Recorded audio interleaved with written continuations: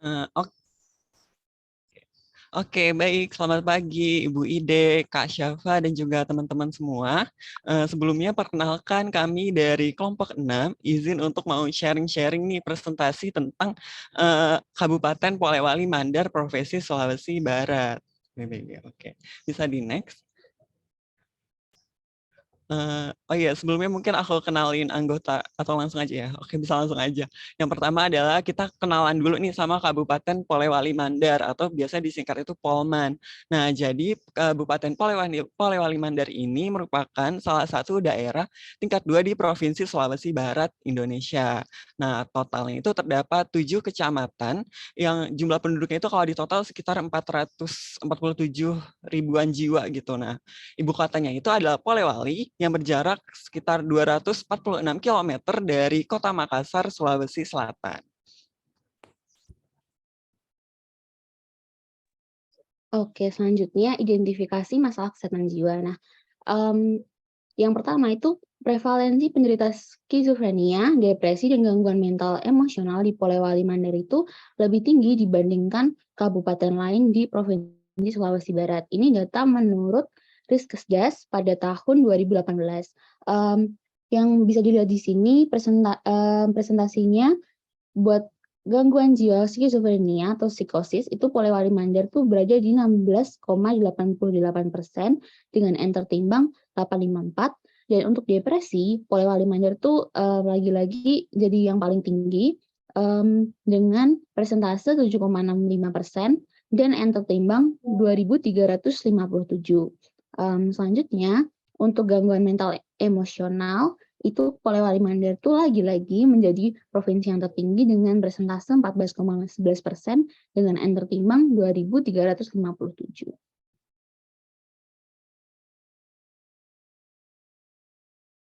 Selanjutnya, selain itu, hingga pada tahun 2019, Kabupaten Polewali Mandar ini belum memiliki rumah sakit jiwa. Selanjutnya, jumlah puskesmas yang terbatas, di mana pada tahun 2019 itu yang terhitung hanya terdapat 20 puskesmas dengan jumlah penduduk 400.047.576 jiwa. Yang terakhir, persentase penduduk miskin tertinggi ini bila dibandingkan dengan kabupaten lain di Sulawesi Barat itu yaitu sebesar 15,6% atau 68.860 penduduk.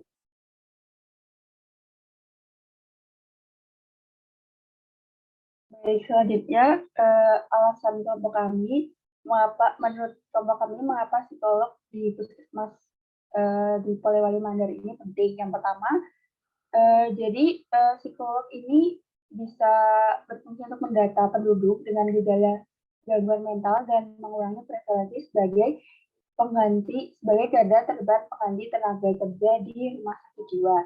Yang kedua, sebagai promotor kesehatan mental untuk mengurangi stigma di masyarakat mengenai ODGJ, mengingat tadi masih tingginya prevalensi skizofrenia, depresi, dan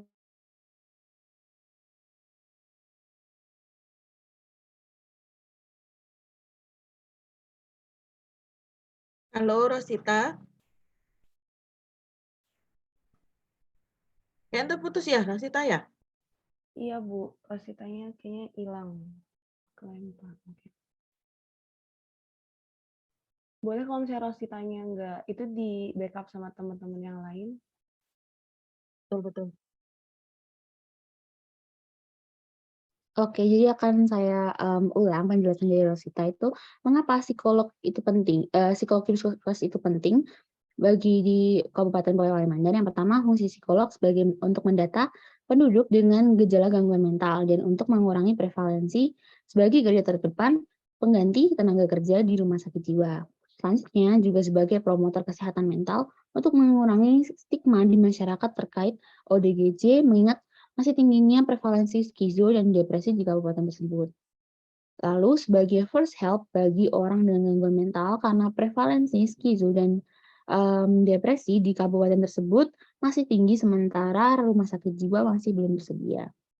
Selanjutnya yang terakhir sebagai caregiver, support keluarga dengan ODGJ untuk mensosialisasikan bagaimana tindakan yang tepat dalam menangani ODGJ.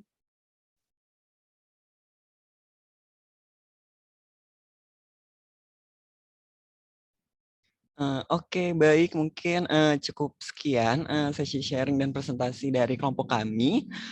Selebihnya mungkin aku kembalikan ke Mbak Syafa, dan apabila mungkin ada teman-teman yang mau bertanya bisa langsung raise hand gitu ya. Terima kasih. Terima kasih dari Zidan dan kawan-kawan. Ini boleh tahu teman-teman ada yang teman-teman kelompok 6 ini ada yang berasal dari Polewali Mandar kah? Atau pengen tahu aja maka memilih Polewali Mandar?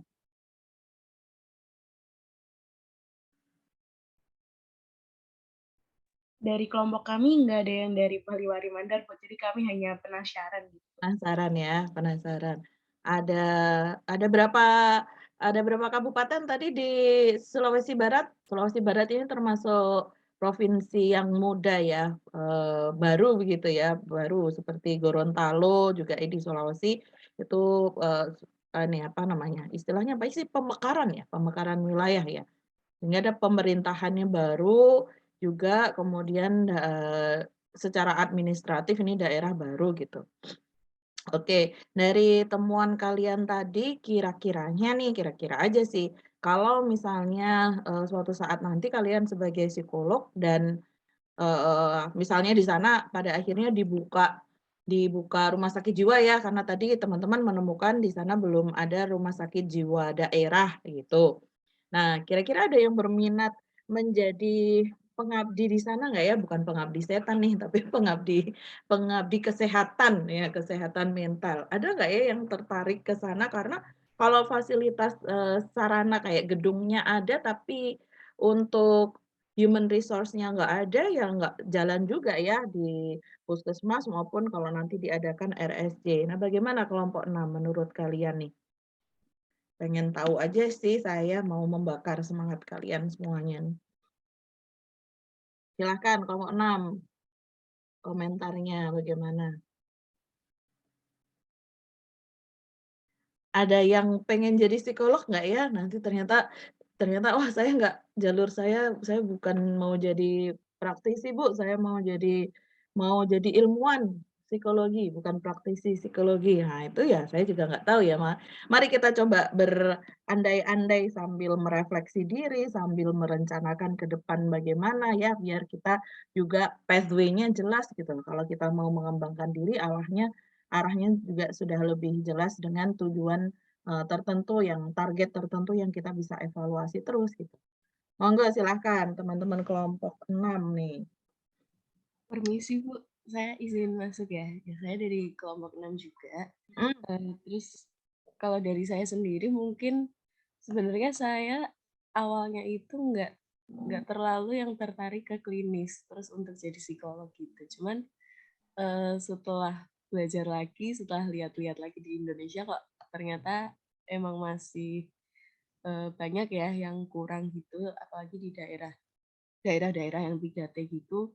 Sekarang jadi kepikiran lagi nih Bu, apa mungkin ambil yang klinis aja gitu ya, terus juga bisa kerjanya di daerah yang masih kurang gitu, ada kurangnya support SDM dan itu tadi apa namanya, mungkin prevalensinya masih tinggi gitu ya Bu mengenai kesehatan jiwa kayak gitu. Terus tadi nih mungkin teman-teman kelompok 6 ada yang mau menambahkan juga. Kayaknya minatnya masih beda-beda sih Bu. Iya, iya sih saya bisa memahami karena teman-teman nih baru semester 5 ya, 2001.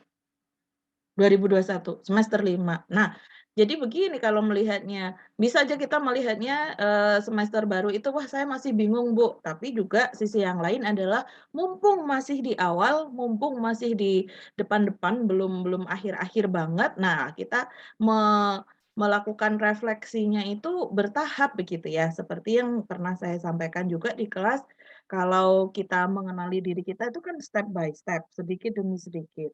Melakukan refleksinya bisa secara jurnal mingguan atau bulanan, misalnya seperti itu. Apa yang selama ini sudah aku lakukan dan apa yang ingin aku lakukan di jangka pendek, jangka menengah, jangka panjang. Nah, ini nggak bisa apa namanya, karbitan gitu loh, nggak bisa didadak, nggak bisa tiba-tiba, itu nanti aja kalau aku sudah lulus gitu. Itu nanti bingung dan kemudian itu paling nggak enak tuh ya, kakak-kakak kalian ini yang November besok kan ada wisuda tuh. Wisuda S1. Nah, itu tuh saya yakin ada saja pasti yang bingung nanti setelah S1 ini mau ngapain ya gitu.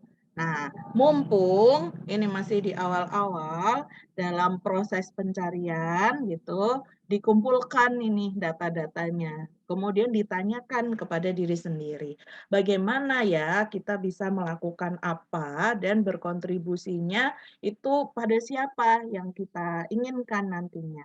Ya, kalau misalnya kita memperjuangkan nih masalah kesehatan mental, kita melihat isu kesehatan mental kayak gini.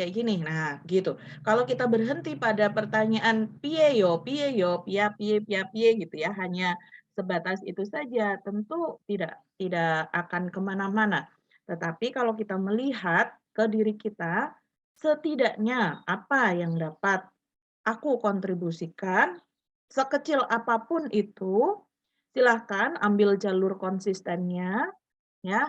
Nah, sedikit demi sedikit itu menjadi pembiasaan, kemudian disertai dengan pembulatan tekad. Nah, itulah pathway, itulah jalur perjuangan yang kita ambil, begitu, ya. Oke, thank you teman-teman dari kelompok 6 sudah memberikan insight ini tadi. Kemudian saya sedikit ini ya, izin sedikit mengoreksi ya ketika menyampaikan tadi ada yang menyampaikan skizo. Nah, itu mohon dilengkapi ya, skizofrenia begitu. Kalau yang data di Riskesdas kan skizofrenia ya, skizofrenia, depresi dan gangguan mental emosional itu kan penggolongan yang ada di Riskesdas. Kenapa ini perlu dilengkapi? Karena skizo itu istilah yang menggunakan skizo, awalan skizo, itu tidak hanya skizofrenia saja. Ada skizoafektif, ada skizoid, ya setidaknya yang populer ada 3 itu. Nah, sehingga kita menyampaikan lengkap sehingga itu nanti tidak menyebabkan misleading begitu. Ini skizo yang mana begitu. Karena ketiganya pasti merupakan hal yang berbeda. Skizofrenia beda, skizoafektif beda, skizoid kelompok yang jelas berbeda lagi karena masuknya ke ranah gangguan kepribadian. Begitu ya, terima kasih kelompok 6. Mbak Syafa, kita lanjutkan Wheel of Fortune-nya. Oke, baik. Terima kasih Bu Ide tadi atas koreksinya. Jadi reminder juga buat kita-kita. Terima kasih ya Bu. Sama tadi dari kelompok 4 ada yang DM aku katanya mau maju duluan kayak gitu. Boleh silakan dari kelompok 4. Ya, kalau begitu silahkan kelompok 4. Bandung Barat.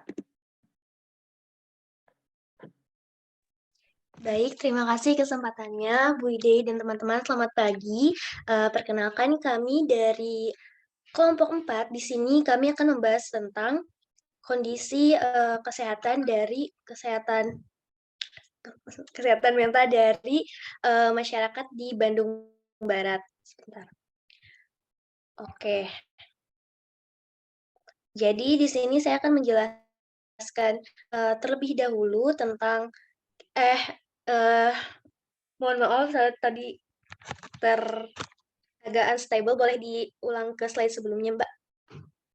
Oke, jadi ini dari teman-teman kelompok 4, ada Atira, Bagas, Bunga, saya sendiri, ada Cecil, Faikal, Maura, Eva, Hira, dan Mine. Boleh dilanjut? Oke, jadi kita kenalan dulu ya sama Kabupaten Bandung Barat. Kabupaten Bandung Barat ini merupakan kabupaten yang berasal dari Jawa Barat dan ini tuh adalah pemekaran dari Kabupaten Bandung ya gitu teman-teman.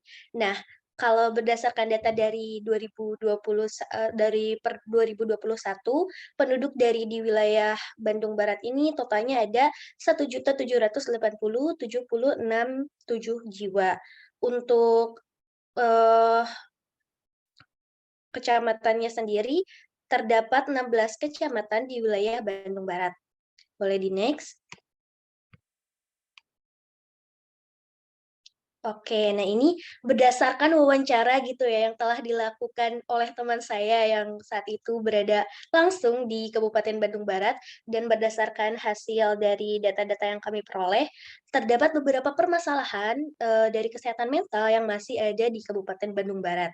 Yang pertama itu tidak ada layanan psikolog ataupun psikiater di Puskesmas Bandung Barat. Nah, ternyata teman-teman untuk layanan psikolog ini masih berpusat di RSUD atau RSJ dan untuk di puskesmas sendiri jika ada yang mengalami gangguan atau apapun itu masih ditangani oleh dokter umum sehingga pelayanannya itu masih berpusat di layanan sekunder atau tersier dan untuk layanan primernya itu masih sangat kurang. Kemudian yang kedua itu ada stigma warga terkait kesehatan mental. Nah, mungkin masalah stigma ini sangat banyak terjadi di berbagai wilayah, tidak terkecuali di wilayah Kabupaten Bandung Barat ini. Karena ternyata banyak warga yang masih menganggap bahwa, orang yang mengalami gangguan jiwa itu, masih sering dijauhi atau bahkan, sehingga membuat si keluarga yang mengalami gangguan mental itu tidak berani untuk datang ke layanan kesehatan mental. Nah, mereka tuh datangnya waktu kondisinya udah sangat cukup parah sehingga, sangat agak sulit gitu untuk diobati. Selanjutnya, itu ada fokus penanganannya farmakologis. Nah, ini juga menjadi tantangan tersendiri karena banyak penyintas yang mengalami gangguan mental itu, mereka sulit untuk diobati karena mereka pura-pura minum obat, tapi ketika sudah tidak ada petugas, mereka, tidak dimakan gitu, disembunyikan atau dibuang. Nah, selanjutnya permasalahan yang lain adalah masih terdapat kasus pemasungan. Kasus pemasungan ini sebenarnya sudah mulai dibantu oleh pemerintah juga untuk, memberantas kasus ini. Namun ternyata masih ada beberapa yang, mengalami pemasungan di wilayah Bandung Barat ini. Nah, selanjutnya permasalahan terakhir yaitu gangguan mental yang paling umum terjadi di Bandung Barat ini adalah skizofrenia atau psikosis, depresi, dan gangguan mental emosional. Boleh di-next? Nah, ini merupakan, data yang kami peroleh dari laporan Provinsi Jawa Barat, Riskesda tahun 2018, di mana di sini terdapat bahwa skizofrenia atau psikosis ini berdasarkan persentasenya adalah 2,01% dan N tertimbangnya itu 751. Kemudian dilanjut ada depresi, itu persentasenya 6,24% dan N tertimbangnya, 1.771. Dan gangguan mental emosional, itu persentasenya 10%, 10,08% dan N tertimbangnya itu, 1.771, jumlahnya sama ya dengan depresi. Nah, kemudian berdasarkan data tambahan yang kami peroleh dari hasil wawancara, di salah satu puskesmas di Bandung Barat, yaitu di Puskesmas Cipendey, mengungkapkan bahwa per Juli 2022 ini, dari 19 orang yang tercatat sebagai ODGJ, terdapat 13 orang yang terdiagnosis skizofrenia dan 3 orang lainnya itu terdeteksi sebagai depresi. Boleh di-next?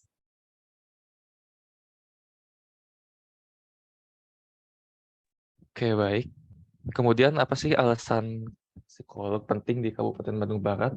Yang pertama ini, menurut data yang kami peroleh dan menurut hasil wawancara dari dokter umum yang ada di puskesmas, meningkatnya pasien yang datang dengan keluhan jiwa, sehingga juga tentunya ini nggak sebanding ya sama jumlah tenaga kesehatan yang ada di Bandung Barat sendiri. Bisa dilihat kan jumlah psikolog sendiri di Kabupaten Bandung Barat itu yang terdata itu hanya 7 psikolog, padahal jumlah penduduknya itu ada sekitar 1,7 juta jiwa ya. Dan berarti ini perbandingannya satu psikolog menangani sekitar 240.000 jiwa ya teman-teman ya. Padahal menurut WHO itu yang idealnya itu adalah 1:30.000 teman-teman. Jadi jauh banget gitu perbandingannya. Dan 7 psikolog itu nggak ada satupun yang bekerja di puskesmas teman-teman. Kemudian juga selain itu data di Bandung Barat juga susah ya untuk untuk pendataannya itu masih kurang lah dibandingkan Yogyakarta terutamanya ya. Ya yang itu juga alasan kenapa psikolog dan mungkin kader-kadernya juga perlu ditambah ya.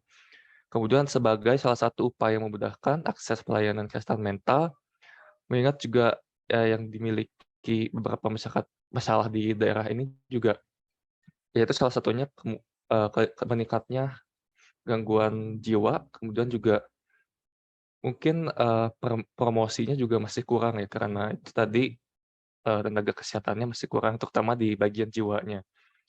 Kemudian pemantauan juga karena ya tadi tenaga kesehatannya masih kurang, jadi pemantauannya juga masih sangat minim lah gitu.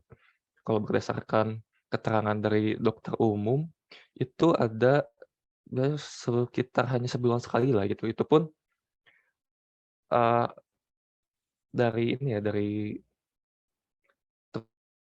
terutama dilihat dari kepatuhan minum obatnya gitu. Tadi yang udah dijelasin Bunga, kalau banyak juga pasien yang dia tuh kalau nggak dipantau tuh minum obatnya cuma di kayak di apa ya namanya, nggak ditelan lah gitu, cuma diemut doang, terus pas nggak ada orang yang mantau, dibuang lagi gitu, atau disembunyikan di mana gitu.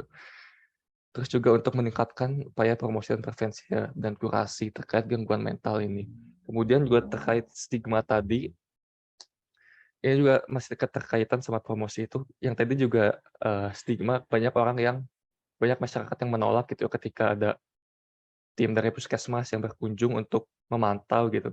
Ketika ada ini kejadian yang diceritakan oleh dokternya, ketika ia ngetok pintu rumah keluarga yang punya pasien gangguan jiwa itu, si keluarga itu bilang, "Oh, anak Abi mah gelo gitu, anak saya tidak gila," gitu ya.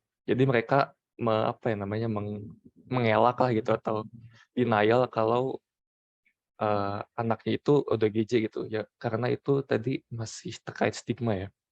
Kemudian pemasungan juga untuk di daerah Puskesmas Cikoneng sendiri sebenarnya tidak ada pemasungan, tapi di daerah Kabupaten Bandung Barat yang lain seperti daerah Cililin, terus Sindangkerta yang daerah-daerah selatan itu masih terdapat gitu ya, kasus-kasus pemasungan, terutama yang daerah-daerah cukup pelosok gitu. Nah mungkin boleh di next slide saja. Oke baik, ini referensi yang kita pakai. Selain ini juga kita memakai referensi dari wawancara yang sudah kita lakukan. Oke, mungkin itu saja yang bisa kami sampaikan. Terima kasih. Saya serahkan lagi kepada Ibu Ide atau Kak Syafa. Oke, terima kasih kelompok 4. Kita lihat perbandingannya tadi ya. Tadi yang sharing session yang pertama tadi di luar Jawa. Jumlah penduduknya 400.000 sekian. Nah, ini di Jawa jumlah penduduknya 1.700 ya tadi ya. 1.700 atau 1.500 sekian ya. Pokoknya di atas 1.000 seingat saya. Berapa? Yang total, Bu? Total berapa? 1,7 juta. Berapa? 1,7 juta ya. Nah, Total penduduk kan ya? betul. Nah. Itu hanya satu kabupaten ya. Berarti maksudnya 1.700 tuh 1,7 juta. Ya, 1.700.000 sekian orang gitu ya. Nah, itu lihat ini perbandingannya luar biasa banget. Orang pada berkumpul di Jawa begitu. Nah, ini juga menjadi potensi atau faktor risiko ya ketika kepadatan penduduk itu sangat tinggi. Nah, kalau penduduk Indonesia itu misalnya diupayakan merata, saya nggak tahu nih bagaimana nanti para pemimpin kita ke depan ya, mungkin menjadi agenda kerja dari Presiden di 2024 misalnya pemerataan penduduk. Nah, itu juga bisa menyebabkan dampak berikutnya ya adalah pemerataan fasilitas kesehatan, kemudian tenaga kesehatan dan semuanya ini tadi bisa sinergi begitu, saling dikembangkan bersama-sama. Nah, untuk psikolog dan psikiater itu sampai dengan saat ini memang psikiater tidak ada di puskesmas. Di puskesmas itu adanya adalah dokter umum begitu ya. Bisa juga adalah dokter yang itu yang dokter-dokter yang baru lulus itu loh, apa namanya, intensif. Nah, itu mereka yang dikirim di garda depan intensifnya di grassroots itu, di primer, layanan primer di puskesmas. Nah, kemudian kalau psikolognya sendiri, psikolog itu juga jumlahnya masih sangat terbatas. Nah, teman-teman, kembali lagi saya tidak bosan-bosan untuk menyampaikan ke kalian ini adalah jalur perjuangan ya, jalur perjuangan itu tidak ada yang mudah, jalur perjuangan tapi kita bisa mengandalkan jalur langit gitu katanya ya. Kayak kayak virtual background-nya bunga nih, ada langit yang biru cerah, ada matahari nih. Nah, kayak gitu. Kita mengandalkan itu kalau kita mau mencari uang yang banyak dengan menjadi psikolog klinis jelas itu apa ya, ya susah lah, saya sendiri mengakui gitu ya, susah lah kita memang jalurnya jalur perjuangan gitu, jalur yang tertatih-tatih begitu. Tetapi kalau kita mau tadi yang disampaikan Pak Ikal di akhir adalah preventif, promotif ya, itu kita perlu gencarkan dan psikolog di puskesmas fungsinya salah satunya seperti yang sudah disampaikan oleh Bu Adis di minggu lalu itu adalah sebagai programmer. Jadi membuat program, menyusun program di lini paling bawah, di grassroots banget gitu, yang langsung berkaitan dengan masyarakat-masyarakat yang selama ini barangkali belum tersentuh sama sekali. Nah, itulah jalur perjuangan yang teman-teman bisa ambil kalaulah tidak mendapatkan apa atau minim untuk mendapatkan sesuatu yang apa ya di dunia ini ya, barangkali kita bisa gunakan jalur langit itu tadi ya, kita ikhlas, kita memang mengupayakan ini agar SDM di Indonesia membaik begitu. Ya, no health without mental health begitu, ya kan? Mari kita normalisasi nih kesehatan mental ya. Itu kita normalkan saja, tidak stigma buruk, tidak juga diglorifikasi. Kita normalkan seperti halnya kondisi kesehatan yang lain, gigi dan mulut, kemudian fisik. Nah, itu kondisi kesehatan organ-organ di tubuh kita yang lain sama juga ya, karena no health without mental health tadi itu kalau tubuhnya sehat tetapi jiwanya tidak sehat, ya itu tingkat kriminal meningkat, kemudian orang tidak merasa bersalah melakukan apa, kemarin kasus yang terakhir di Cimahi itu ya, katanya mabuk ya, mabuk sampai sampai kemudian menghilangkan nyawa orang yang tidak bersalah dengan alasan cuma kayak gitu, gitu loh, ya. Nah, itu sangat-sangat ini sekali ya, sangat-sangat disayangkan. Nah, kita bisa bergerak lewat jalur tersebut begitu ya, teman-teman. Saya jalurnya yang ngomporin kalian kayak gini nih, gitu. Semoga ada yang terkompori ya pada beberapa tahun yang akan datang kalau kita ketemu lagi gitu, terus ada yang apa kontak saya atau kalau pas kita bertemu, Bu, saya hasil komporan Ibu. Nah, gitu ya. Moga ya ada. Nah, oke, terima kasih kelompok 4 dengan Kabupaten Bandung Barat tadi. Itu kayaknya yang diwawancarai ini orang tuanya nih kayaknya nih ya. Bukan, atau saudara atau siapa ya. Terima kasih sudah sampai melakukan wawancara itu, saya sangat mengapresiasinya. Oke, kita lanjutkan ke kelompok berikutnya Mbak Syafa. Barangkali ada yang japri Mbak Syafa atau bagaimana? Ya, sama-sama Mine. Iya, Ya, Bu, tadi udah ada yang DM dari kelompok 2. oke. Jadi boleh, silakan. Kelompok 2 pindah kemana ya kita ya? Kita pindah ke Brebes. Wow, telur asin. Jadi ingatnya telur asin. Ini pointernya juga warna telur asin nih, mirip-mirip. Iya, oke, Ibu saya izin mulai ya. Ya, silahkan. Oke, selamat pagi teman-teman dan selamat pagi juga untuk Bu Ide. Perkenalkan kami dari kelompok 2 Kesehatan Mental A dan pada kesempatan kali ini kami ingin sharing session gitu ya tentang kesehatan mental yang ada di Kabupaten Brebes. Mungkin bisa di next. Oke, dan ini kelompok kami ada Hanifah, ada Diandra, Nandia, Sierra, Iki, Kiki, Venda, saya sendiri Deli, dan ada Afi. Bisa di next lagi? Oke, bisa dimulai dari Hani ya, silahkan. Baik, jadi untuk data masalah kesehatan jiwa ini juga sekaligus menjadi alasan kenapa nih kita kelompok kita tertarik gitu buat Kabupaten Brebes. Nah, jadi untuk jumlah ODGJ di Brebes sendiri itu mencapai 2.564 orang dan ada 48 ODGJ yang dipasung. Nah, terus di Brebes ini ada kasus stunting dan ODGJ paling tinggi di Jawa Tengah. Terus untuk salah satu alasan kenapa kita milih Brebes juga ini karena pasien sakit jiwa di Brebes itu selalu meningkat dan nggak pernah berkurang. Nah, terus yang menjadi alasannya meningkat itu setelah dicari karena salah satunya tuh karena pandemi. Nah, sebelum pandemi itu jumlah ODGJ-nya tuh 2.000. Terus setelah pandemi yang cuma jaraknya 2 tahun itu bisa meningkat menjadi 2.564 orang. Terus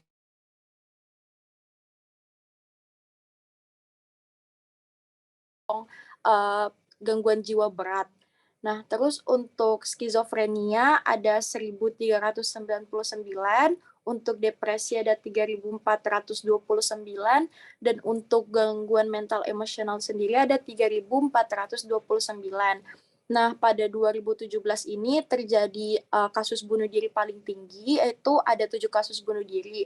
Nah, untuk 2022 sendiri itu belum ada datanya berapa kasus bunuh diri, tapi ada beberapa kasus terbaru. Nah, pada 20 Maret itu ada ibu yang membunuh 3 anaknya, dan setelah ditelusuri lebih lanjut, ternyata ibu tersebut itu mengalami gangguan jiwa dan ada halusinasi. Terus untuk 3 Mei itu ada seorang pemuda yang gantung diri karena masalah ekonomi. Terus 9 Agustus itu ada siswa SMA yang mencoba untuk bunuh diri. Nah, uniknya ini pada 9 Agustus juga itu sedang diadakan rapat besar oleh Dinas Kesehatan Kabupaten Brebes yang membahas tentang layanan gangguan jiwa.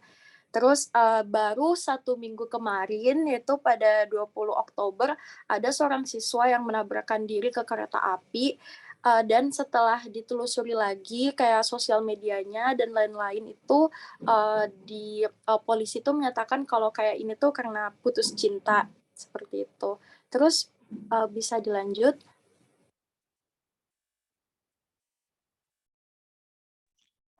Baik, adapun untuk data psikolog dan layanan kesehatan jiwa yang kami temukan dari berbagai sumber itu, yang pertama, terdapat 38 puskesmas, terdapat polipsikolog RSUD di Brebes melayani pemeriksaan psikologis pegawai, konseling, psikoterapi, dan tes-tes psikologi yang meliputi inteligensi, kepribadian, bakat, dan minat.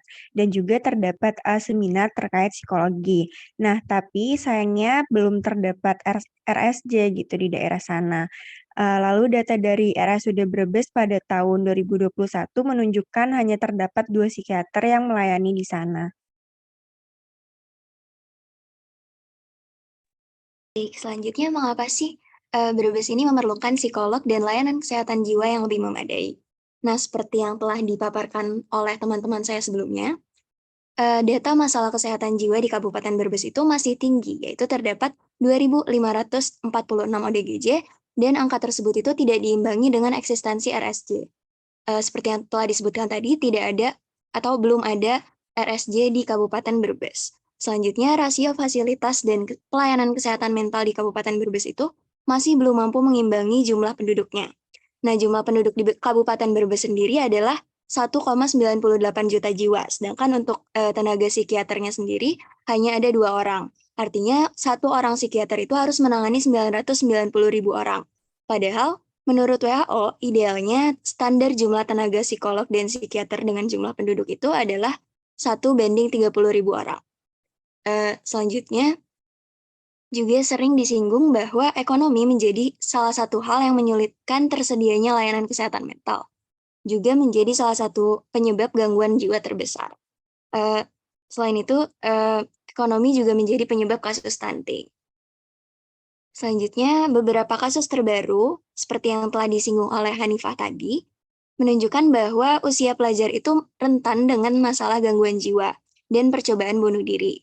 Seperti kasus-kasus yang tadi disebutkan bahwa kebanyakan orang yang mencoba untuk mengakhiri hidupnya adalah orang-orang yang masih berusia pelajar. Hal ini tuh bisa menjadi salah satu bukti kurangnya literasi kesehatan mental di jenjang pendidikan.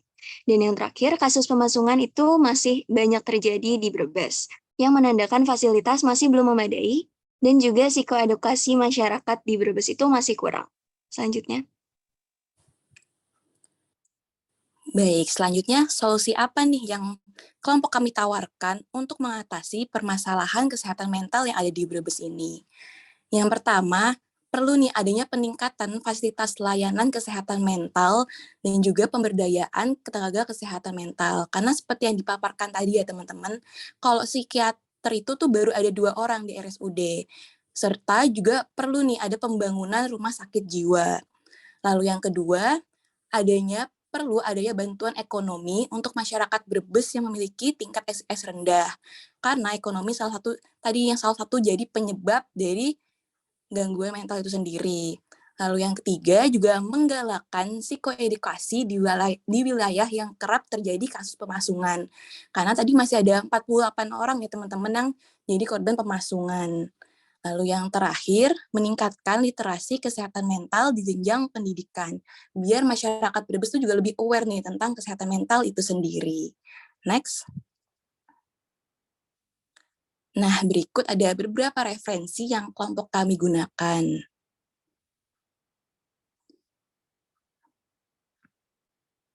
Baik, sekian dari kelompok kami. Jika ada pertanyaan, saran atau kritik dipersilahkan ya. Terima kasih.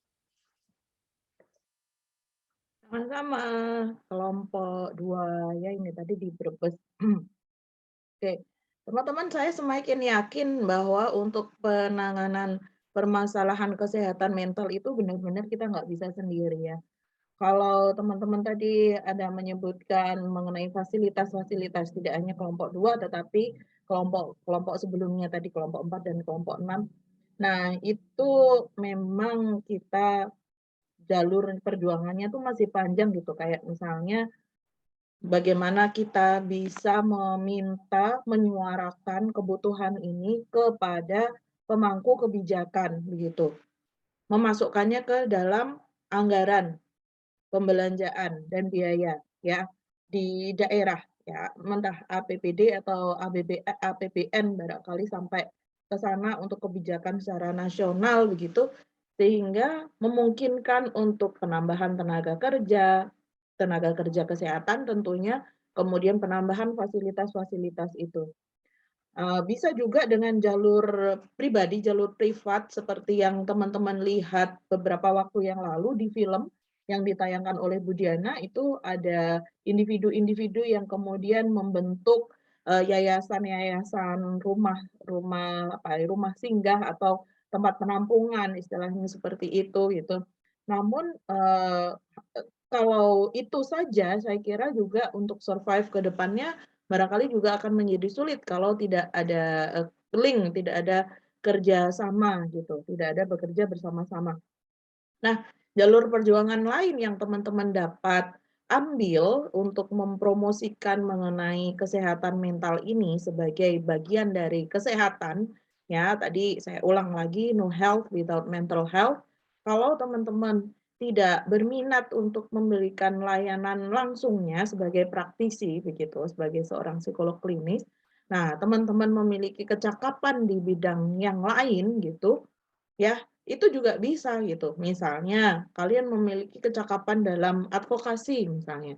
Nah, kalian bergabunglah di lembaga-lembaga tersebut, lembaga pemerintahan itu tadi ya, atau lewat jalur independen jika memang di situ nanti suaranya lebih terdengar begitu ya monggo, itu juga bisa menjadi jalur perjuangan yang lain. Saya bisa memahami di satu sisi mengapa orang tua itu kemudian dia ini ya, memilih untuk memasung atau warga memilih untuk memasung ODGJ itu karena ada gangguan-gangguan yang memang tadi muncul halusinasi yang kemudian mengarahkan pada tindakan-tindakan berbahaya. Baik itu membahayakan diri sendiri maupun membahayakan orang lain di sekitarnya.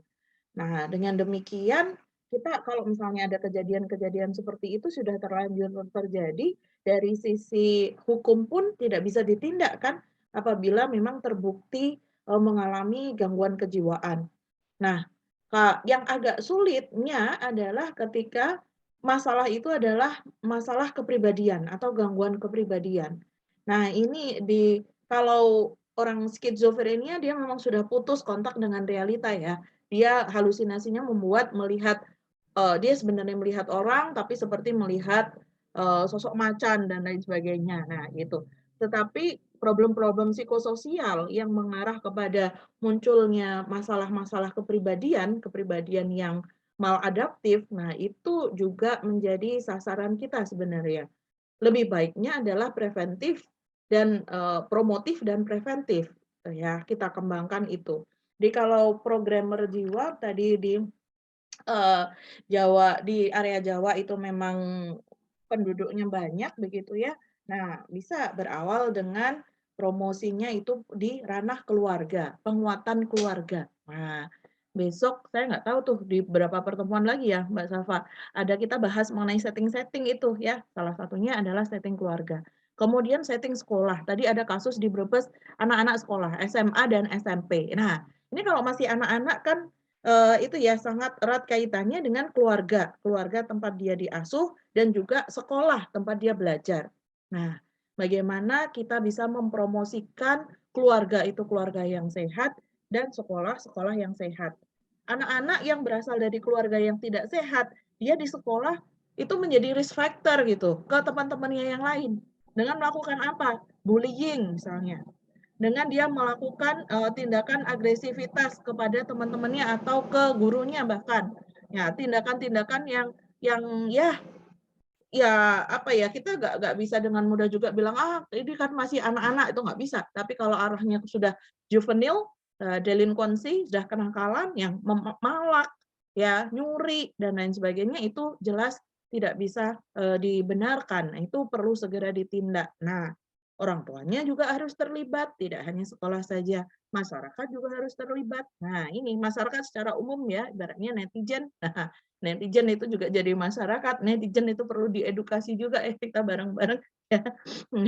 Nah, oke, dengan demikian sinerginya tadi bisa jalan, tidak berlarut-larut, tidak perlu sampai mengembangkan diagnosis F ya, diagnosis gangguan jiwa berat ya gitu. Kalau di ZZ-nya, di diagnosis Z-nya itu sudah dapat tertangani dengan baik, begitu, maka itu akan jauh lebih menguntungkan dari sisi waktu, dari sisi tenaga pikiran dan juga tenaga fisik kalau harus bolak-balik ambil obat dan konsul atau kontrol. Nah, kayak gitu juga dari sisi finansialnya jelas gitu.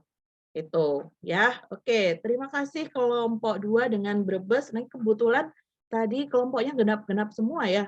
Berarti sekarang tinggal kelompok ganjil nih. Ya.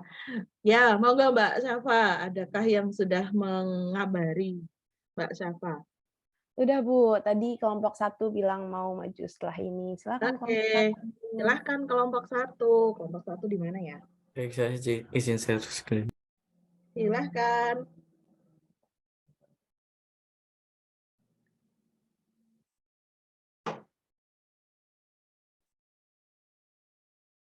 Malang. Ya. Wah, dekat kampung saya ini Malang.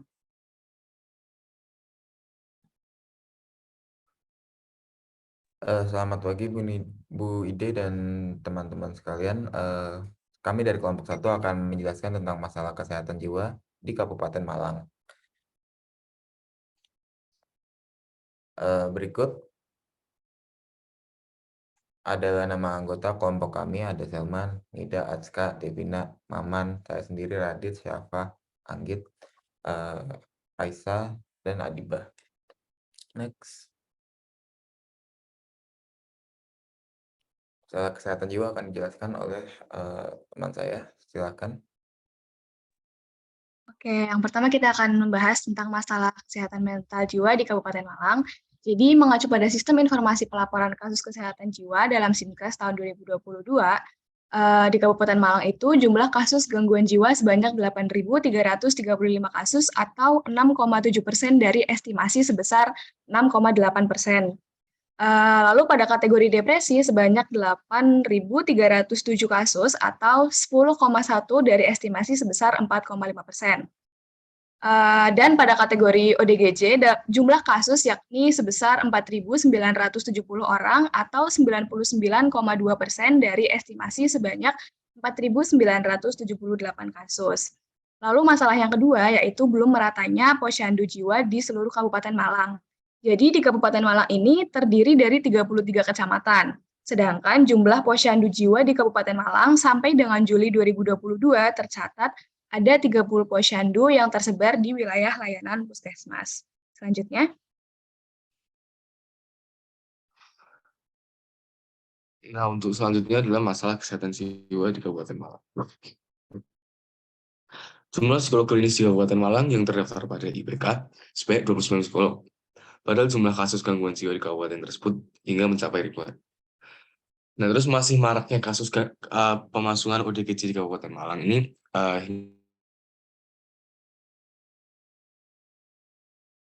pemasungan. Data ODGJ yang masih ada pasung dijumpai di lingkungan puskesmas. Kemudian sebanyak 1.126 orang ODGJ yang belum memiliki NIK atau nomor induk kependudukan sehingga mereka tidak bisa mendaftar sebagai peserta badan penyelenggara jaminan.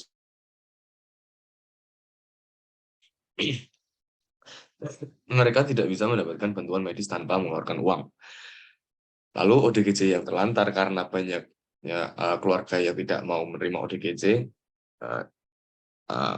pasar rujukan ini masih banyak sekali. Oke, selanjutnya. Selanjutnya, kelompok kami menawarkan beberapa alasan dan solusi, yaitu yang pertama, meningkatkan produktivitas dan ekonomi wilayah di Kabupaten Malang. Jadi gangguan mental dengan sosial ekonomi status itu berhubungan timbal balik, di mana gangguan mental itu dapat menyebabkan pengangguran dan penurunan pendapatan yang pada akhirnya itu bisa menyebabkan kemiskinan. Begitu juga sebaliknya. SES ini dapat meningkatkan resiko gangguan mental. Nah, dengan meningkatkan produktivitas dan ekonomi wilayah Kabupaten Malang, diharapkan kesehatan mental masyarakat sekitarnya juga ikut meningkat. Lalu yang kedua yaitu menambah jumlah puskesmas dan psikolog. Nah, menambah jumlah psikolog di Kabupaten Malang ini akan memperluas jangkauan bantuan bagi ODGJ.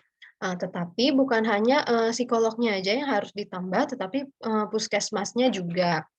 Psikolog di puskesmas merupakan salah satu layanan kesehatan jiwa yang paling mudah untuk dijangkau oleh seluruh masyarakat, terutama untuk masyarakat menengah ke bawah. Nah, dengan menambah jumlah psikolog dan puskesmas, maka akses kepada tenaga kesehatan mental ini akan semakin mudah dijangkau. Next. Oke, selanjutnya ini berdasarkan rapat koordinasi Dinas Kesehatan Kabupaten Malang, baru banget nih 2021 teman-teman, jadi fresh from the oven. Solusi yang pertama itu melakukan kunjungan rutin. Tadi kan juga disebutkan bahwa masalahnya adalah banyak banget ODGJ yang terlantar pasca rujukan. Jadi keluarga ini sudah banyak yang tidak mau menerima lagi nih ODGJ-nya. Jadi kami menyarankan untuk dinas itu melakukan kunjungan rutin terhadap ODGJ yang memang tidak tertampung oleh keluarganya ataupun yang memang ditampung tapi memiliki SES yang rendah gitu, sehingga bisa terkontrol nih kelanjutannya dari ODGJ tersebut. Dan selanjutnya ini adalah proses administrasi. Dari rapat koordinasi tersebut ada permasalahan yaitu susahnya untuk melakukan rujukan atau mendapatkan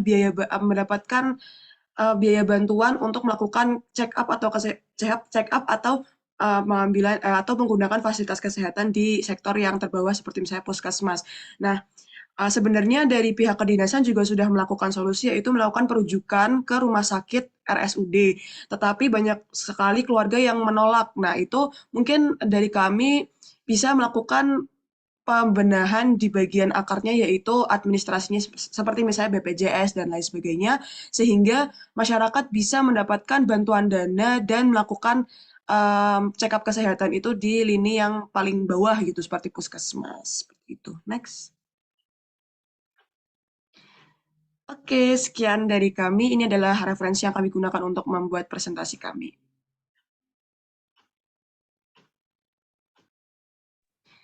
Oke, saya kembalikan kepada moderator. Terima kasih.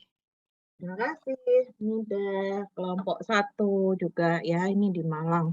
Nah, ini saya kira juga terjadi di belahan dunia, enggak deh, maksudnya di daerah-daerah lain di Indonesia, administrasi ini ya, memang betul tadi skizofrenia, depresi, gangguan kecemasan, demensia kalau saya tidak salah, itu mendapatkan dukungan dana dari BPJS begitu ya, tetapi dan untuk BPJS ini juga membutuhkan cara pengurusan gitu.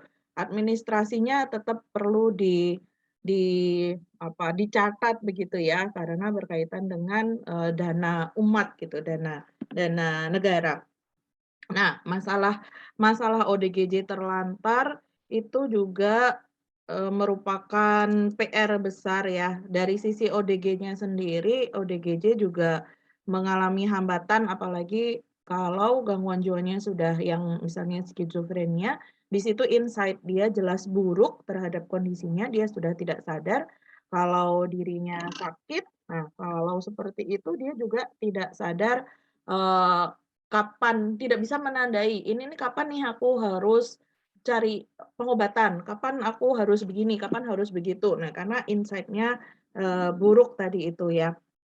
Nah, ini problem mendasar termasuk juga yang tadi sempat disinggung oleh kelompok 4 para ODGJ yang tidak mau meminum obat. Nah, itu juga terkait dengan insight ini. Nah, ini area yang dapat dimasuki ya teman-teman nantinya untuk peningkatan kepatuhan minum obat, peningkatan insight terhadap masalah. Nah, itu kalau pada yang belum sampai bergangguan jiwa berat, artinya orang-orang pada umumnya seperti kita ini, nah juga bisa tuh melakukan intervensi-intervensinya preventif promotif kaitannya dengan kesadaran diri ya, meningkatkan insight atau kesadaran diri, regulasi diri, memahami diri kita sendiri gitu. Untuk menandai kapan kita merasa stres, kapan kita di situ perlu melakukan help seeking behavior, kita perlu meminta bantuan, kapan kita bisa mengatasi atau menyelesaikan permasalahan kita sendiri. Ya, nah itu butuh belajar berkelanjutan, ya tidak bisa dilakukan secara instan begitu ya kesadaran-kesadaran ini. Nah, memang kita back and forth itu sih kalau membahas mengenai ini. Kalau kuratif, rehabilitatif itu jelas berat, itu jelas sulit. Kenapa? Karena sudah ada defect, sudah ada kerusakan. Ya kan? Mau dikurasi, disembuhkan, nah itu juga prosesnya akan panjang. Rehabilitatif artinya misalnya sudah dinyatakan sembuh, kemudian kembali lagi ke masyarakat untuk meningkatkan keberfungsiannya, nah itu juga struggle. Nah, maka kalau disebutkan area promosi, prevensi, kurasi, rehabilitasi, itu yuk kita mulai dari promosi dan prevensi itu kita gencarkan ya, agar yang punya peluang-peluang itu ya, ada faktor resiko, ada faktor protektif, yang punya faktor resiko seperti apa begitu. Nah, itu kita coba untuk kelola resiko-resikonya sehingga tidak sampai muncul dalam termanifestasi dalam permasalahan-permasalahan yang mengganggu keberfungsiannya. Dia punya faktor protektif apa? Nah, itu kita tingkatkan, kita kuatkan sehingga kalau nanti resiko atau faktor resiko ini tadi tertrigger, terpicu untuk muncul, sudah ada protektifnya yang menjaga. Nah, itu preventif, tercegah kan jadinya. Nah, gitu. Ya, kalau menjadi sampai pada ODGJ yang terlantar, keluarga ini ya give up gitu ya, menyerah karena bisa saja itu tadi yang termasuk dalam merusak, agresif, tadi membahayakan. Nah, itu juga keluarga si malakama ya. Kalau tidak dipasung takut, kalau dipasung juga kayak gimana, kadang tidak tega. Nah, tapi ODGJ-nya sendiri karena sudah putus kontak dengan realita, yang skizofrenia misalnya, itu juga tidak sadar dia melakukan apa, lebih kuat dipengaruhi oleh halusinasi dan delusinya, si malakama ini ya. Oke, terima kasih kelompok 1. Kita lanjutkan ke kelompok 3 atau 5, Syafal. Kelompok 5 Bu Ide. Silahkan kelompok 5. Ya, oke, silahkan kelompok 5. Kelompok 5 di daerah mana ya nanti. Berarti tadi sudah ada 3 yang di Jawa ya, Bandung Barat, Brebes, Malang, kemudian 1 dari Sulawesi, Polewali Mandar. Baik, saya persilahkan kepada kelompok 5.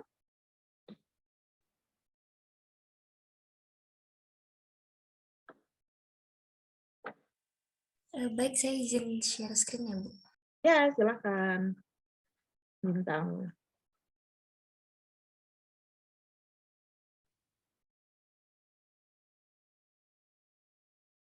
Cianjur.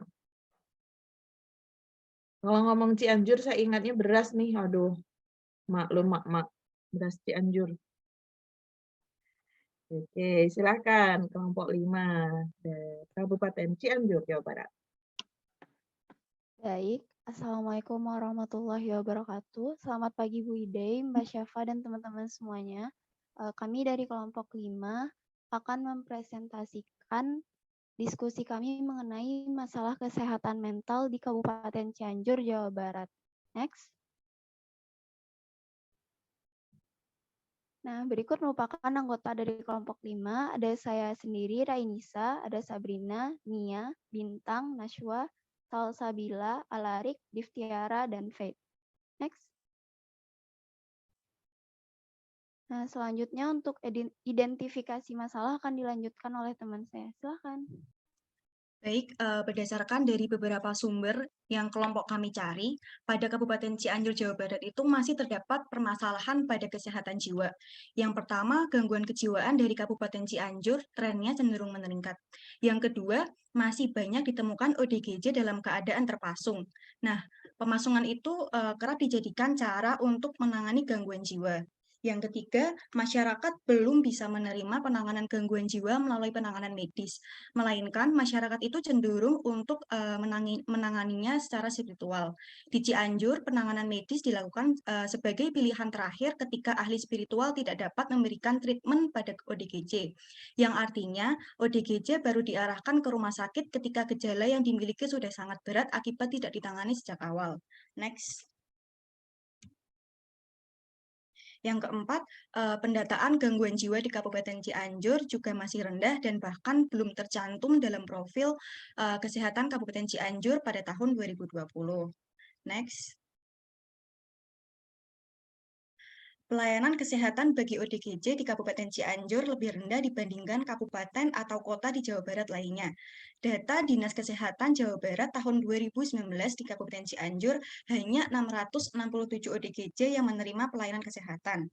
Menurut data RLPPD menyebutkan bahwa presentase pelayanan kesehatan ODGJ berat yang sesuai standar di Kabupaten Cianjur mengalami penurunan, yaitu dari 60,95% di tahun 2020 menurun menjadi 55,69% di tahun 2021.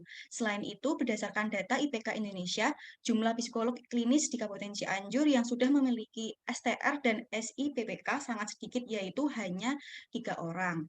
Next.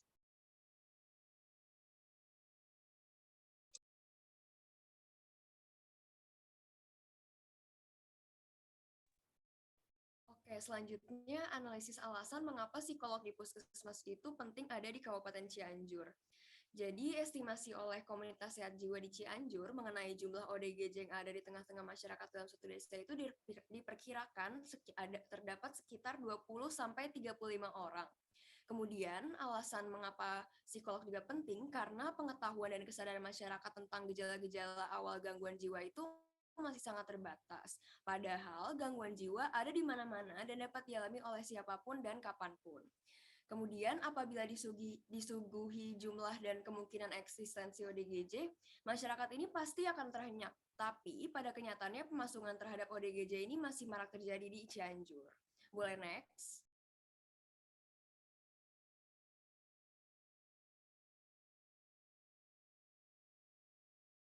Nah, selanjutnya, pada tahun 2018, KSJ Cianjur, Jawa Barat mencatat masih ada 2 anak di bawah umur yang mengalami pemasungan karena dianggap memiliki gangguan mental. Pihak KSJ juga menyatakan bahwa angka pemasungan di Cianjur masih tinggi terutama untuk anak-anak sekitar 15 hingga 20%. Sejak 2009 hingga 2018, pihak KSJ Cianjur sudah membebaskan lebih dari 280 ODGJ Pasung, tapi untuk pemasukan terhadap anak-anak baru satu, yaitu atas nama AF. Pada Kabupaten Cianjur masih banyak pasung terutama terhadap anak-anak karena ketidaktahuan warga. Hal ini mendukung untuk adanya layanan psikolog di puskesmas agar dapat membantu dan bekerja sama dengan pihak KSJ untuk mendata warga-warga Kabupaten Cianjur yang mengalami gangguan mental. Boleh next?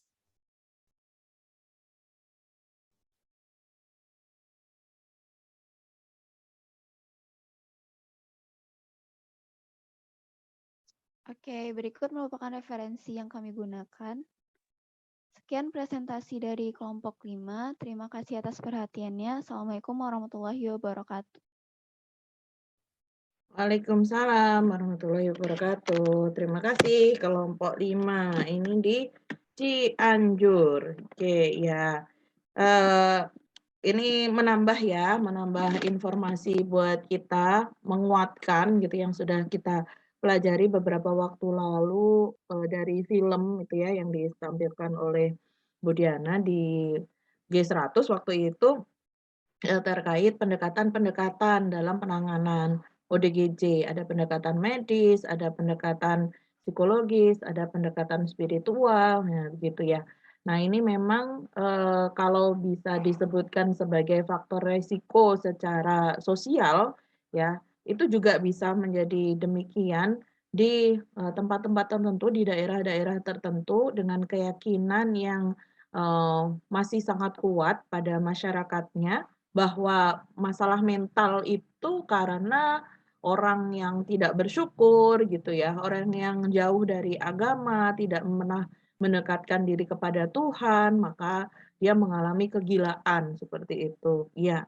Dari sisi personal, maksudnya dari sisi relasi individu itu dengan Tuhannya, ya memang bisa juga kita memahami bahwa ketiadaan unsur religius dan spiritual ini menyebabkan individu mudah mengalami stres gitu ya, karena dia tidak mudah berserah diri, dia sulit untuk menerima keadaan dan lain sebagainya. Memang iya, ada benarnya.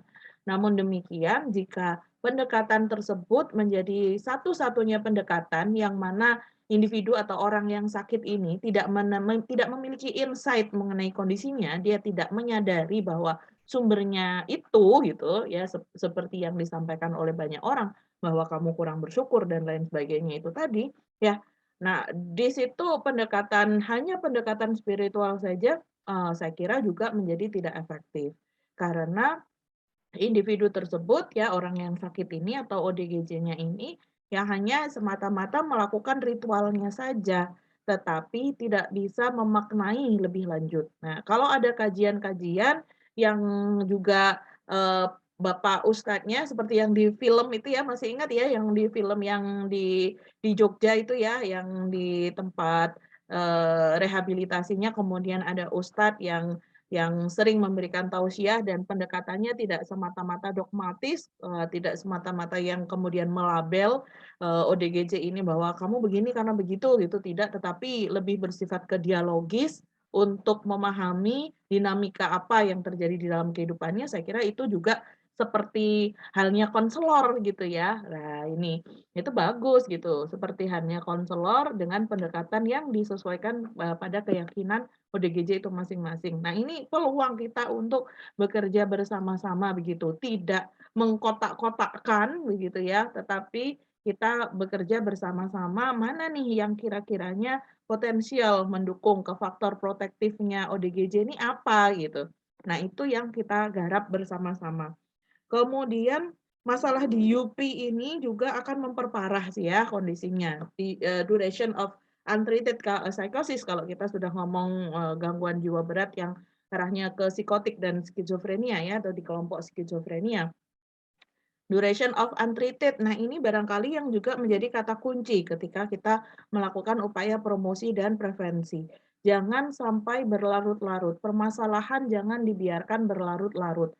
Awalnya adalah permasalahan psikososial, adalah permasalahan interpersonal Ya, tetapi karena itu berlarut-larut, itu juga dapat berkembang menjadi permasalahan yang tingkatnya lebih tinggi lagi.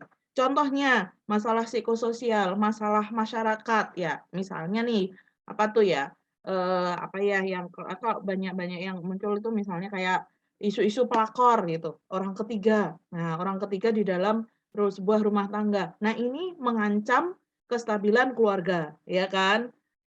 Misalnya karena bapaknya jadi tidak pulang, tidak memberi nafkah, ibunya pasti mengalami stres begitu ya. Bagaimana apalagi kalau ibu ini bergantung kepada si bapak secara finansial. Anak-anaknya bagaimana? Anak-anaknya terdampak. Jika anak-anak ini tidak mengetahui bagaimana cara meregulasi emosi, nah ini merembet yang tadi sempat saya bilang. Akhirnya anak-anak ini acting out, caper, bikin masalah di mana? Di sekolah, ya kan? Ya, yang jadi sulit dikendalikan oleh guru, membangkang dan lain sebagainya, bahkan nakali temannya. Nah, itu sebagai bentuk protes dia. Dia mau menunjukkan agar orang tua tidak sibuk sendiri, dia juga ingin diperhatikan. Nah, ini masalah psikososial sebenarnya. Tetapi kalau tidak dituntaskan berlarut-larut, misalnya ibu dapat mengembangkan depresi, anak ini tadi nanti akhirnya dari kebiasaan dia conduct disorder, melakukan tindakan-tindakan membangkang, bisa berkembang kepada kepribadian disosial. Nah, kepribadian disosial nanti berkembang pada masa adulthood menjadi kriminal. Ini serem banget gitu. Ya, jadi bisa kita ambil jalan ninjanya, ya, jalan ninjanya mau berjuang di area mana begitu ya. Tugas saya sekali lagi adalah ngomporin teman-teman semuanya di sini barangkali dapat memperoleh insight. Oke, kita lanjutkan ke kelompok 3 ya, Mbak Syafa ya berarti ya. Mari silahkan kelompok 3.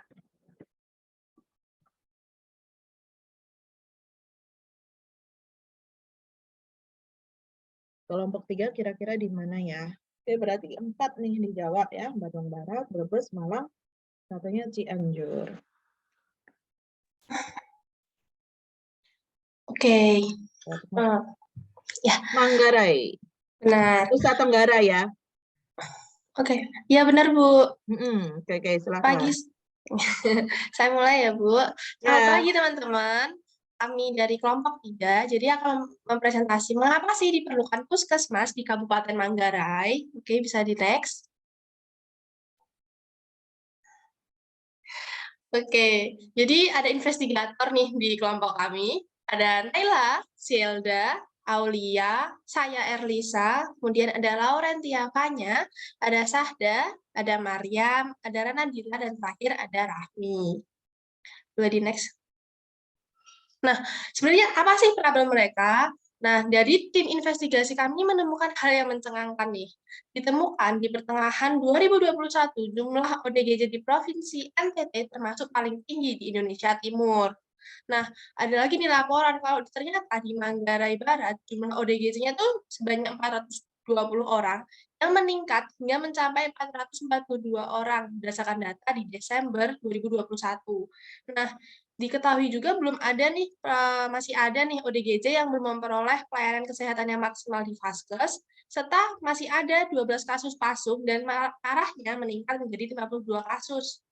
Data dari Yayasan Marimo Peduli ditemukan bahwa remaja di Manggarai Raya mengalami peningkatan gangguan mental sebanyak 27% selama pandemi COVID-19, dan setidaknya ada 1.500 pasien dan sekitar 130 diantaranya dipasung di Manggarai Raya. Next.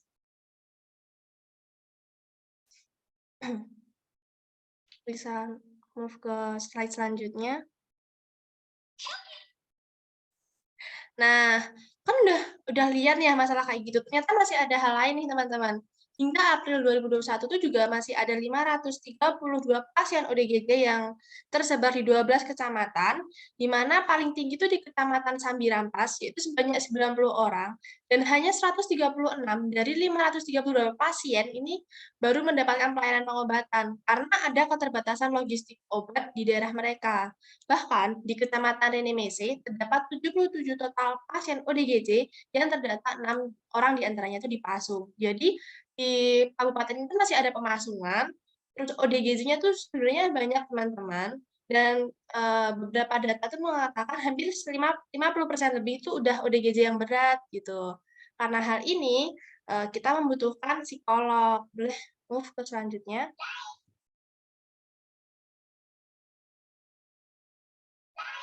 Oke, Ranadila boleh dilanjutkan. Oke, terima kasih Alisa. Jadi dari identifikasi masalah tadi, di sini kita dapat alasan, yaitu 3 alasan mengapa psikolog sangat dibutuhkan di daerah Manggarai ini. Jadi yang pertama, Bupati Manggarai Provinsi NTT, yaitu Heribertus GL Rabit, ini dia menerima penghargaan dari Kementerian Kesehatan Republik Indonesia di Hari Kesehatan Jiwa Sedunia, tapi juga di sini disebutkan bahwa ratusan ODGJ lainnya ini belum mendapat perawatan dan pengobatan karena berbagai alasan. Nah, di sini profesi psikolog ini sangat dibutuhkan ya untuk terjun langsung. Yang kedua, proses pengobatan ODGJ yang masih kurang masuk akal seperti pemasungan.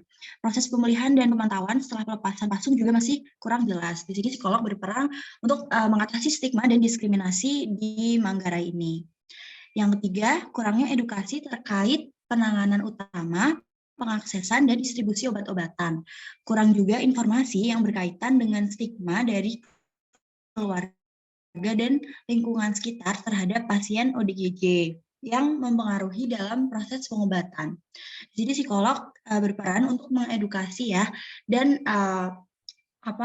mengenai literasi kesehatan mental gitu.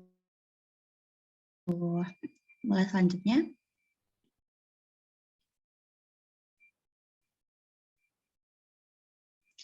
Ya, ini referensi yang kami gunakan.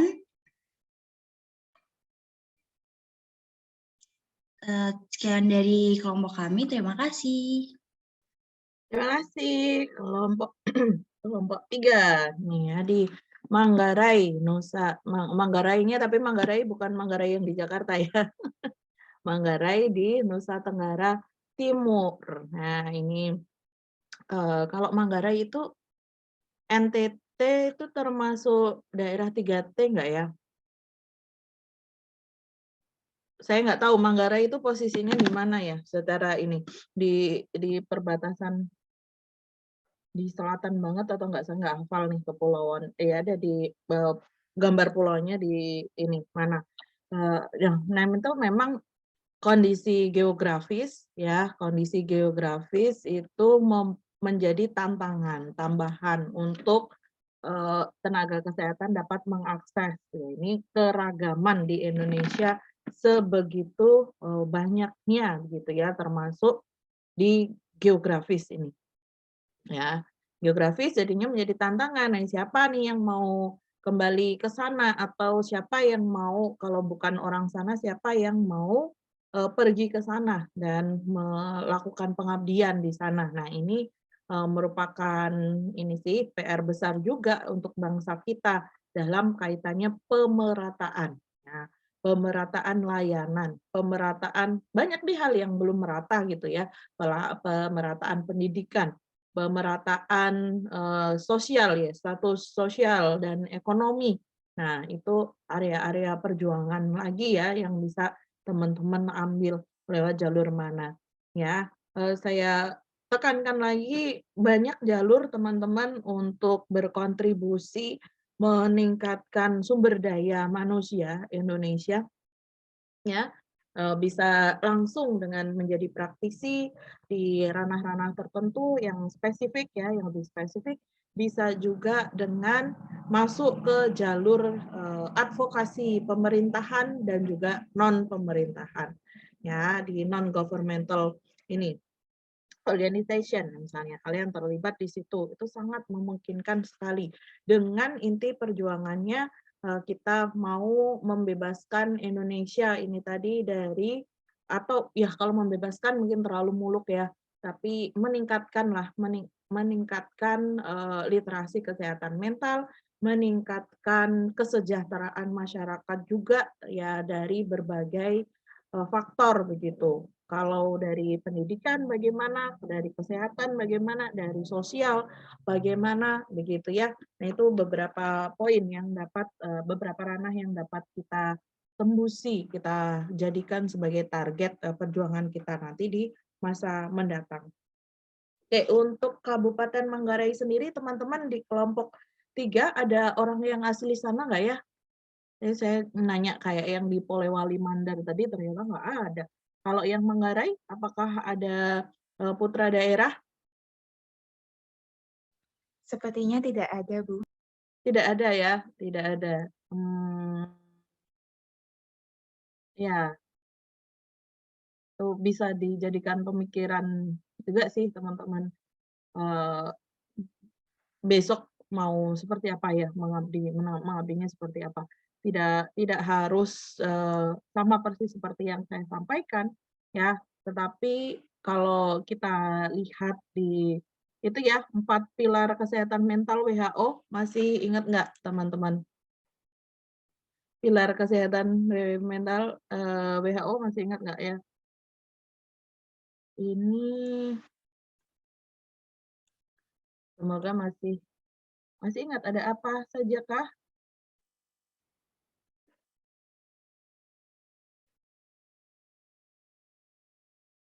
Sudah lupa. Oke. Bentar, saya coba cari ya saya coba kopikan. Bentar, wait.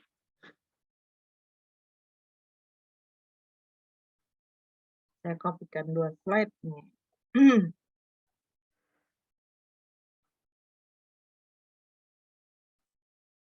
Dari WHO, 3 deh, 3 slide. Copy, Ctrl N.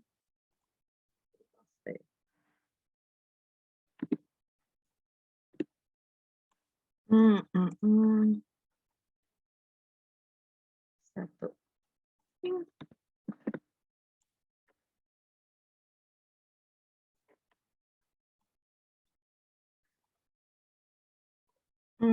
Balik lagi ke Zoom. Oke.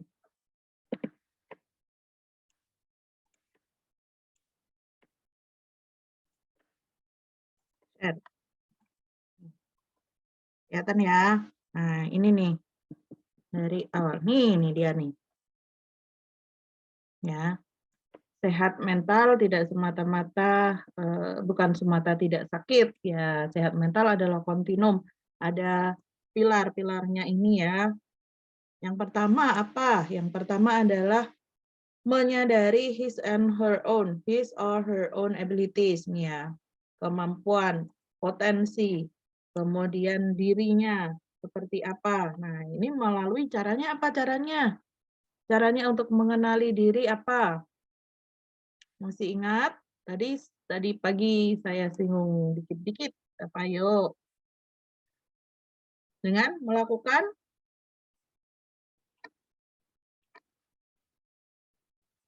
apa ya? Diawali dengan huruf R. Latihan kesadaran diri diawali dengan huruf R. Apa ya? Kira-kira?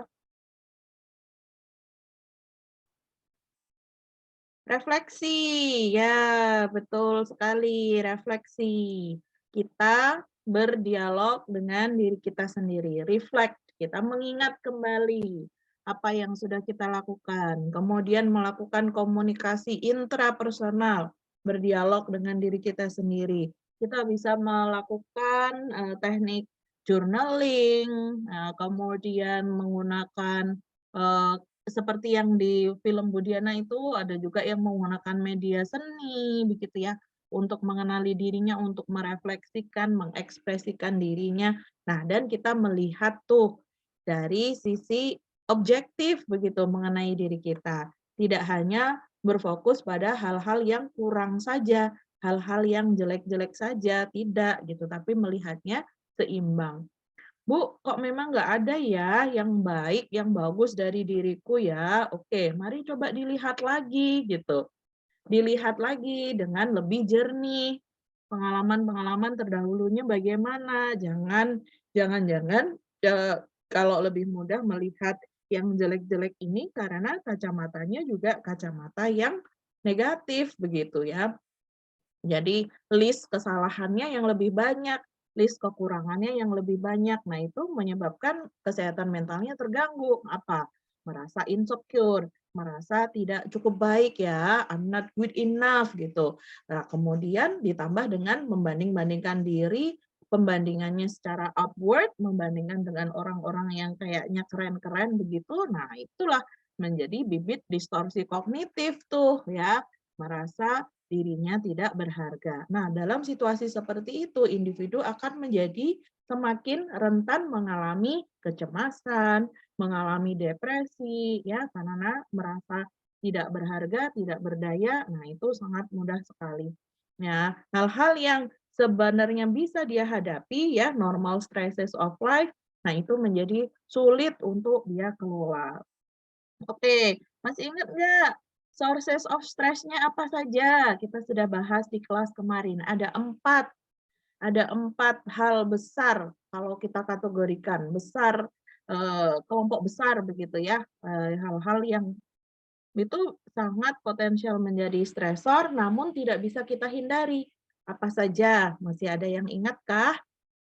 Yang pertama, yang berkaitan dengan diri sendiri, yang berkaitan dengan ekspektasi kita, harapan kita, yang kalau kita tidak bisa mewujudkannya, kita jadi merasa awful mungkin ya, merasa sedih, merasa nggak enak ya, emosi-emosi negatif. Itu apa ya namanya ya? Masih ingat? Diawali dengan huruf F. Apakah itu?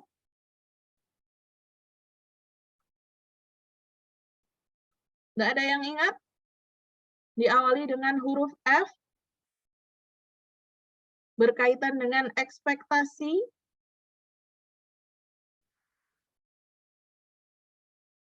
Ya, betul sekali. Nandia, frustrasi ya. Nah, frustrasi. Kemudian, itu hari-harian kita hadapi tuh. Pengennya begini, tapi ternyata nggak bisa. Gelo, ya, kecewa. Nah, itu kan perlu kita kelola tuh hari-hari. Kita sadar apa saja sumbernya. Maka kemudian kita bisa mengembangkan cara-cara untuk mengelolanya. Yang kedua, apa ya namanya? Kira-kira kalau kita dihadapkan pada situasi-situasi, 2 atau lebih motif yang ingin kita ini kan, ingin kita kita pilih ya, kita ambil keputusan, itu namanya apa? Diawali dengan huruf K kalau dalam bahasa Indonesia, kalau dalam bahasa Inggris C. Apa ya? Nah, ini tidak menarik nih kuisnya karena tidak ada hadiahnya. Hampir, kebingungan mengambil keputusan, kebingungan memilih, ya berarti terjadi apa? Terjadi konflik, ya pertentangan di dalam diri kita, konflik internal. Nah itu seringkali ya, sesederhana hari ini mau pakai baju apa ya, hari ini aku mau kemana dulu ya. Nah itu juga kalau kita tidak terbiasa untuk mengikhlaskan ya hal-hal yang sudahlah small stuff, barangkali itu kita mudah sajalah ambil keputusannya. Kita pilih saja, tidak perlu dipikirkan terlalu berlarut-larut, misalnya. Kalau kita tidak berlatih begitu, ya kita bisa sangat dipusingkan dengan hal-hal seperti itu. Ya. Habis waktu kita, habis energi kita. Ya. Oke, kita bisa alihkan, kita bisa manfaatkan untuk yang lain. Nah, kalau kita occupied, kita sangat terforsir tenaganya, nah itu juga mengganggu kesehatan mental kita. Nah, bisa kalau semakin berlarut-larut berkembang menjadi obsesif kompulsif misalnya. Nah, OCD itu ya cemas kalau tidak dilakukan sesuai dengan ritual yang biasa dilakukan. Ya, itu contohnya. Kemudian apa ya yang ketiga?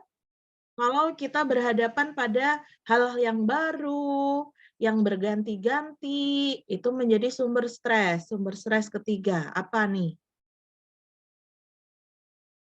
Perubahan atau change, betul sekali. Ya, itu juga tidak bisa kita hindari. Ya, teman-teman, minggu lalu masih kuliah luring, kemudian minggu ini kuliah daring. Aduh, gimana ya? Oke, gimana-gimananya sudahlah 10 menit saja, kemudian setelah itu kita gunakan energi kita mencari cara yang paling membuat kita nyaman menjalani hari-hari pasca perubahan itu. Nah, saya kira seperti itu gitu. Kemudian yang terakhir adalah adanya apa tuh standar-standar yang harus dipenuhi. Aduh, kayak gini banget ya kuliah ya, harus ngerjain tugas, harus ini, harus itu, harus ada ujian. Bisa nggak sih kalau masuk terdaftar di kampus terus habis itu lulus aja gitu? Ya, tidak bisa ya, sehingga ada itu salah satu contohnya untuk tekanan. Kita perlu menyesuaikan kita mencapai standar-standar tertentu. Baik tekanan yang pressure yang sifatnya tuh perform untuk mencapai standar, atau tekanan untuk sesuai dan sama gitu ya dengan yang lain yang pada umumnya. Nah, itu pressure to conform. Nah, kalau kita sudah memahami, sudah mengamini ada stresor itu tidak bisa kita hapus, yang kita bisa lakukan adalah mengelolanya. Nah, itu kita tidak akan menjadi orang yang gumunan. Gumunan bahasa Indonesianya apa ya? Mudah terkejut, mudah heran, kaget kayak gitu ya. Waduh, kayak gini, kayak gini. Nah, gitu. Tetapi kita bertumbuh menjadi individu yang agile. Kita mampu menyesuaikan dengan dasar menilik pada kondisi kita yang di poin 1. Nah, itu kemudian akan membantu kita menjadi individu yang produktif dan fruitful, yang bermanfaat. Produktif itu untuk diri kita sendiri dan bisa juga arahnya ke poin yang terakhir, yaitu berkontribusi. Produktif dan bermanfaatnya tidak hanya pada skup individual untuk kita saja, tetapi berkembang pada teman-teman yang lain atau komunitas. Nah, jadinya di sini well-being-nya bareng-bareng ya. Tidak hanya psychological well-being kita saja, tidak hanya kita yang merasa lega, senang gitu. Tidak hanya emotional well-being saja yang kita jadi bersemangat menjalani kehidupan, tetapi kita juga dapat mengembangkan social well-being. Contributing to society ya, feeling part of a community, menjadi bagian. Ya, kalau begini kita berjuangnya bersama-sama, kita tidak sendirian gitu. Perasaan sense of belongingness, perasaan memiliki perasaan bersama-sama ini tidak ujuk-ujuk muncul, tetapi butuh diperjuangkan teman-teman. Nah, aku nggak mau gabung sama kelompok ini, kelompok itu misalnya, karena nggak sefrekuensi, tidak sama gitu, tidak sefrekuensi. Nah, ini bagian dari adaptasi juga. Frekuensinya bagaimana ya yang nyaman? Nah, kita kalau lagi tuning, cari radio gitu, nyari sinyal, itu kan ada proses kresek-kresek dulu. Terus kemudian kita adjust. Ya, kita sesuaikan. Mana nih yang paling pas gitu. Sampai dapat suara radio yang paling bening. Nah, itu analoginya. Begitu juga ketika dari situasi sosial yang kita miliki, kita nggak ngerasa fit in, maka kita perlu adjust tuh ya, sehingga tercapai ini social well-being. Kita perlu adjust bagaimana ya tarik ulurnya, bagaimana ya pengaturannya begitu, sehingga nyaman untuk semua. Nah, kalau kita tidak mencoba melakukannya, maka kita tidak tahu bagaimana hasilnya. Ya, sehingga ini yang terakhir banget, kita sudah pas waktunya habis. The only journey is the journey within. Jadi perjuangan kita awalnya tentu saja dari dalam diri, kenali diri, kemudian kalau kita sudah mengenali diri kita tahu mana nih area untuk self improvement-nya, mana nih yang kemudian perlu diapresiasi, yang meningkatkan self esteem, harga diri kita. Ya, kita kelola. Kemudian jika ini masing-masing individu sudah berupaya melakukannya, maka kita bisa melanjutkannya pada perjuangan untuk tumbuh bersama-sama. Ya, jadi teman-teman itu wrap up untuk sesi kita pada pagi hari ini. Kalian sudah luar biasa sekali berusaha menganalisis dari data-data yang diperoleh di lapangan. Terima kasih atas insight-insight-nya yang sudah disampaikan oleh kelompok-kelompok tadi, kelompok berenam. Begitu ya. Oke, Syafa, kita punya agenda apa untuk minggu depan yang disampaikan ke adik-adik? Saya persilahkan untuk Syafa. Oke, makasih Bu Ide. Tapi dari koordinator Bu Diana dan dari teman-teman ASUS lain belum ada info apapun sih Bu, tapi nanti kalau misalnya udah ada info bakal dikasih tahu segera di grup. Ya, akan kita update di grup ya teman-teman semua.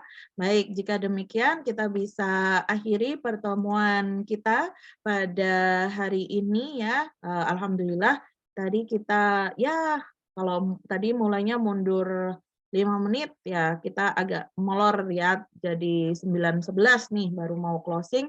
Semoga tidak apa-apa. Semoga juga apa yang kita bahas pada hari ini bisa menambah insight-insight kita yang bermanfaat untuk diri kita ke depannya, begitu ya. Saya akhiri pertemuan kita. Selamat pagi, selamat melanjutkan aktivitas kalian semua. Stay safe and healthy ya semuanya. Terima kasih. Ketemu lagi insya Allah minggu depan. Semoga sudah bisa kita berjumpa lagi. Kopi darat. Oke. Selamat. Nanti masih ada kuliah lagi ya. Selamat melanjutkan kuliah. Terima kasih, Bu. Terima kasih, Bu. Terima kasih, Bu. Terima kasih, Terima kasih Bu. banyak, Bu. Terima kasih, Bu. Sehat selalu, Bu. Ya, terima kasih.